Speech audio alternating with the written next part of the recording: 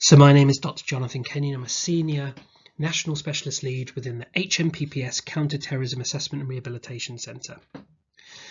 Now today I'm going to share with you some of the key findings from a gov.uk report that was published back in December 2022 entitled The Internet and Radicalisation Pathways, Technological Advances, the Relevance of Mental Health and Role of Attackers. Now this work was completed alongside Dr. Jens Binder, who's an Associate Professor at Nottingham Trent University, and also Dr. Christopher Baker-Beall, who's a Senior Lecturer at Bournemouth University. Now, in terms of a brief scene setter, we know the rapid expansion of the internet within society has led to a number of benefits, but it's also resulted in some new risks concerning the spread of violent extremism and extremist ideologies within communities. And the UK House of Commons Home Affairs Committee back in 2017 described online radicalisation and use of the internet by those with extremist views as one of the greatest threats that countries, including the UK, face. Now, this has led to some open questions for academics, practitioners and policymakers to consider. These include, to what extent does the internet act as a replacement for physical interactions? And also, do online networks have the same influence upon an individual as real-world social networks? And we think that our study has gone some way to providing some answers to these questions. So now this current study is an update to previous work that's been reported by Kenyon et al. Back in 2021. This was also a gov.uk report that focused on 235 convicted extremists in England and Wales and was informed by risk assessment reports, namely the Extremism Risk Guidance Report, with a couple of structured risk guidance reports also, which was the predecessor to the ERG. Now in the first study, we had access to all reports that have been completed on convicted extremists in England and Wales across October 2010 all the way up to December 2017.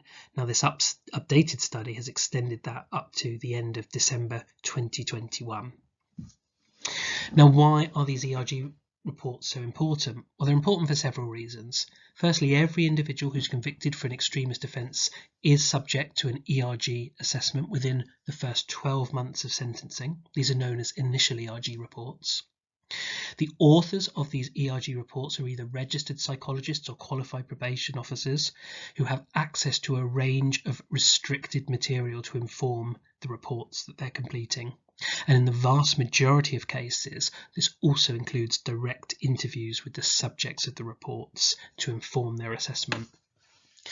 Authors of these reports are required to provide a set of ERG factor ratings and also provide overall ratings for the level of engagement, intent and capability of the subject of the report at the time they committed their offence. And every ERG report includes a formulation, so essentially a narrative explaining how someone came to commit an extremist offence on behalf of an extremist group, cause or ideology.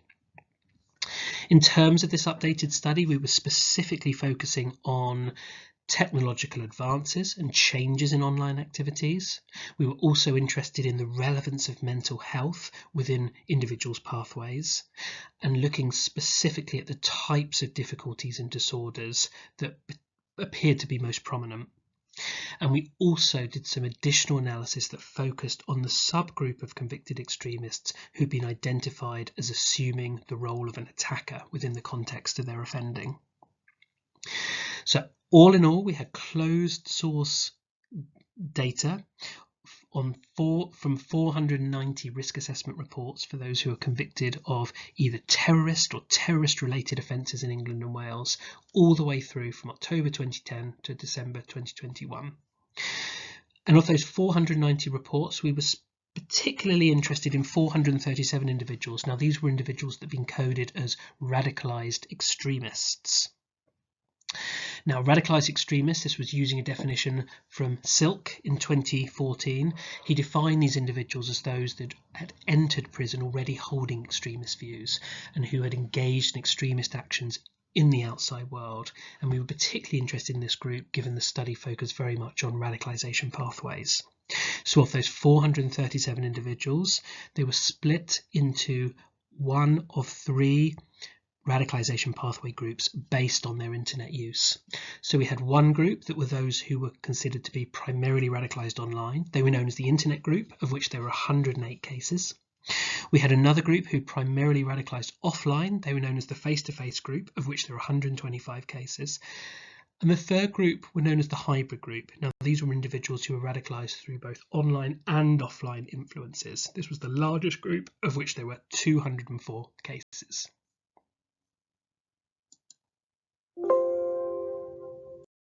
Now, what did these 437 individuals, what did they look like? In terms of their basic demographics, we had the majority being male, 89%, but importantly, we did still have females within the sample. In terms of age, we had a mean age of 29, ages ranging from 15 up to 63, and a slight majority of those individuals being over the age of 25. The majority were born in the UK at 70%, and we had a range of different ideologies and causes represented. So the majority were considered to be Islamist extremists at 72%, but we had 18% extreme right wing, 4% those that were considered to be animal rights activists, and 6% that fell into an other political group. Now, this included a number of individuals who we may describe as being anti-establishment or perhaps supporting a far left ideology, along with those affiliated with nationalist or separatist movements. So some of the key strengths of this study is really the data-driven approach, particularly as literature relating to online radicalisation is generally seen as suffering from a lack of empirical studies, and also the variation in cases. So we have here males, females, different ages, a variety of backgrounds and varying degrees of social connectivity, including lone actors, members of small cells and larger groups. So let's move on to some of the key findings from the report. So we looked at radicalisation pathways over time, looking at those three pathway groups. What we found was that over time, the internet appears to be playing an increasingly prominent role in radicalisation pathways, and we can see that with an increase for those who were classified as being in the internet group over time, and also a decrease in those who were in the face-to-face group over time. But what's very interesting is that when we look at the 2019 to 2021 time period, what we see there is radicalisation has taken place primarily online for the majority of people who were sentenced between those dates. And we speculated in the report that perhaps the COVID-19 pandemic may have had a role or influenced this trend. Now, this pattern of the internet appearing to play an increasingly prominent role was seen for a variety of different subgroups. So this pattern was observed for males, it was observed for females, for the younger generation, for the older generation, and even when we split the cohort down in terms of different ideologies, we saw the same pattern for Islamist extremists, extreme right wing, and the other political group. The one ideological group that sort of bucked this trend was animal rights, where actually what we saw there was that face-to-face contact with other people continued to be key to their radicalisation pathways over time. We also, whilst looking over time, explored the types of websites, platforms and applications that were being used. And we found here that they've certainly changed over time, with a decline in specific extremist websites and homepages being used across the time period that we looked at, but certainly an increase in the use of forums and chat rooms, open social media platforms, and also the use of encrypted applications. So we then compared the three radicalisation pathway groups in terms of the types of online activities that members engaged in. And you can see the 8 online activity variables that we were particularly interested in. When we compared the internet with the face-to-face group, we found some significant differences. Those in the internet group were significantly more likely to learn from online sources, to interact with co-ideologues online, and also to use open social media platforms within the context of their offending. So no real surprises there. But then when we compared the internet with the hybrid group, so these are both pathway groups where the internet was seen as having an influence, we also found some more significant differences. So those in the internet group were significantly more likely to generate their own extremist propaganda online, and once again were significantly more likely to use open social media platforms within the context of their offending. So the three pathway groups were then compared in relation to a range of demographic and offending history variables. What we found was that those who primarily radicalised online were the most likely to have committed non-violent and online-only extremist offences. They were least likely to be socially connected to others, so most likely to be considered lone. They were most likely to display signs of mental illness and other conditions. They were also most likely to experience life transitional periods that were seen as having contributed to their offending trajectories. Now, when we compare this with those who primarily radicalised offline, this group, the face-to-face group, were most likely to have been part of a group, and for this study we defined a group as being 4 or more members, have committed violent offences previously, and also that their current offences were most likely to be violent, so they were also most likely to have assumed the role of an attacker within the context of their offending. Now, when we focus specifically on the area of mental health, what we found was that for our entire sample of 437 individuals, either mental illness, neurodivergence, or personality disorder or difficulties were reported for a third of the sample. The most common disorders that we found were autism spectrum condition, depression, and personality disorder. And of the 3 radicalisation pathway groups, these types of disorders were most prevalent for those in the internet group.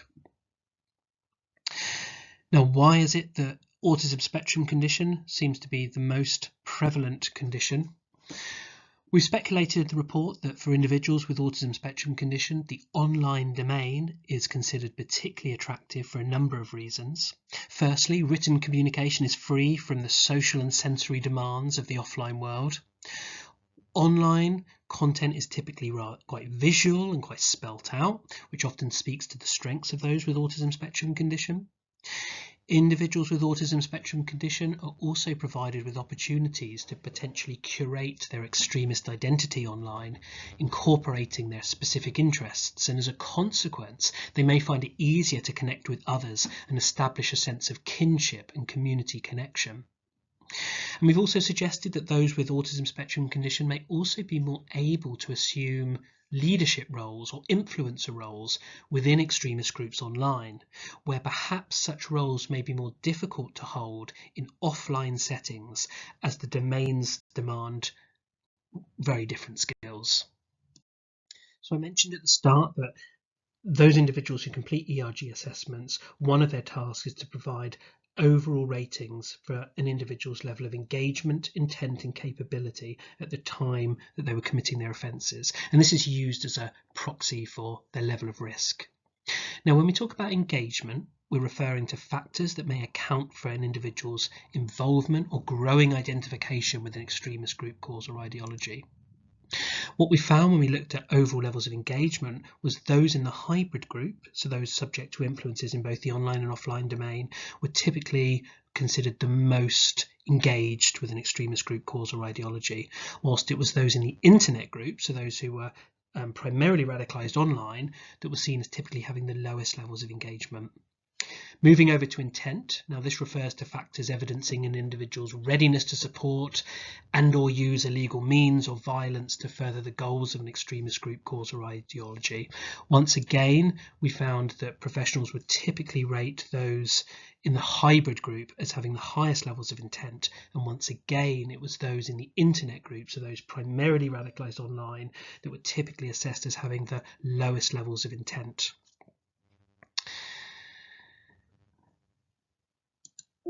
So what does this mean? This highlights the important role of offline contacts in strengthening the involvement and deepening a sense of identity with an extremist group, cause or ideology. So that speaks to their engagement. But it also suggests that contact with other extremists in offline settings plays a crucial role in moving an individual from holding extremist views and maybe taking an interest in a specific group, cause or ideology to becoming more willing or prepared to offend on their behalf.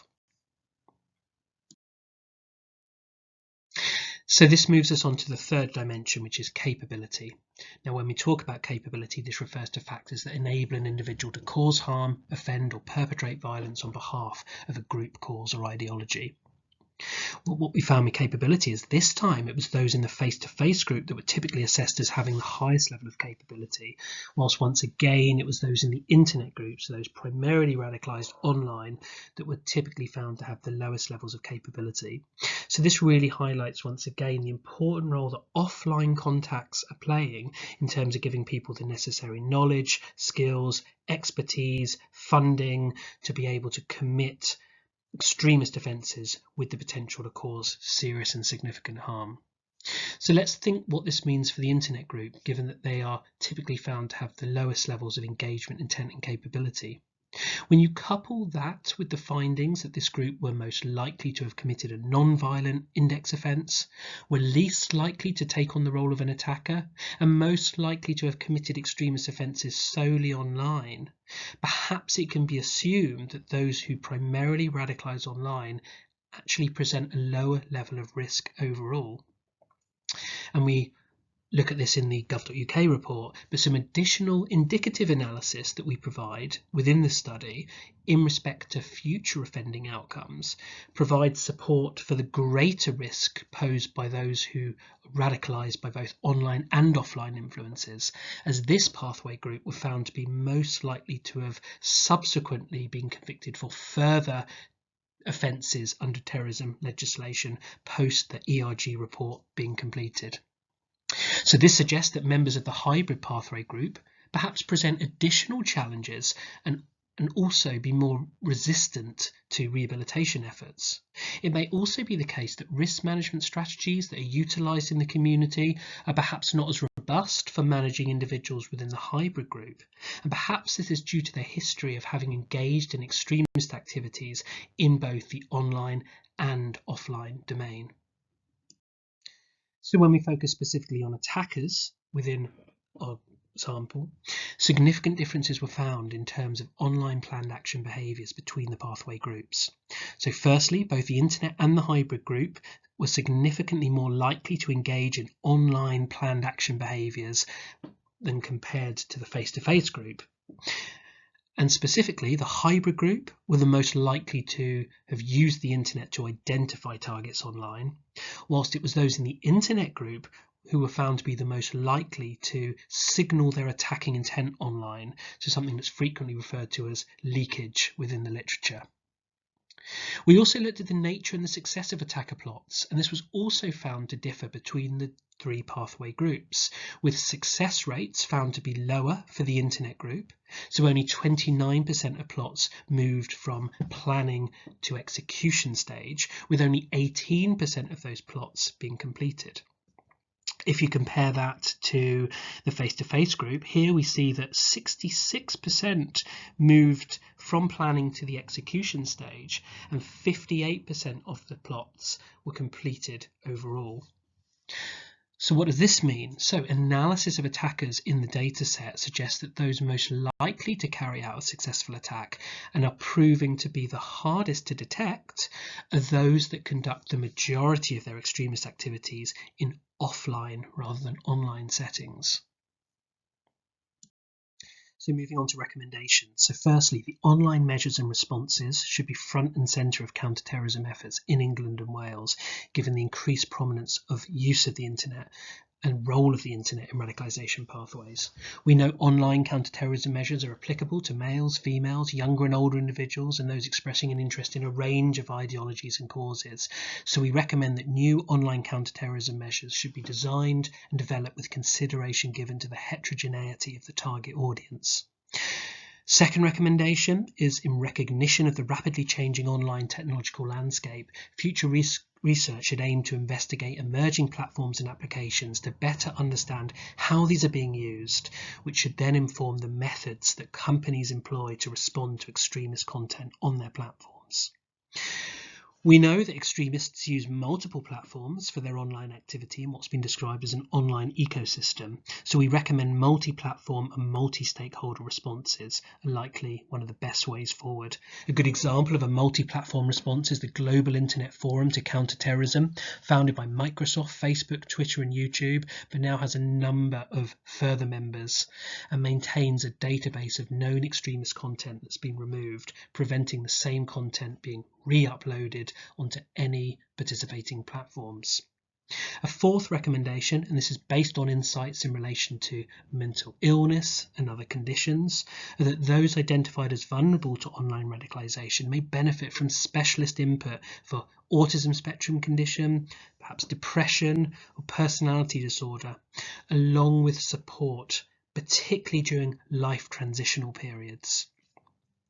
A fifth recommendation, and this was borne out from the analysis of attacker data, is that the offline activities of potential extremists should be closely monitored, with concerns of potential attack planning acted upon at an early stage. And finally, due to the differing levels of risk found between pathway groups, we argue that consideration should be given to whether diversionary solutions at point of sentencing, or perhaps even at point of arrest, are appropriate for some individuals. So those considered vulnerable, perhaps due to age or their mental health concerns, that those who are active solely online, and those that were seen as only ever having a peripheral role. And for those of you that are interested in reading more, you'll see there in bold the particular report on gov.uk is highlighted, but a number of other studies that myself, Dr. Jens Binder and Dr. Chris Baker-Beall have been involved in exploring the area of online radicalisation, and a study at the bottom there with focus specifically on those who assumed an attacker role. Thank you.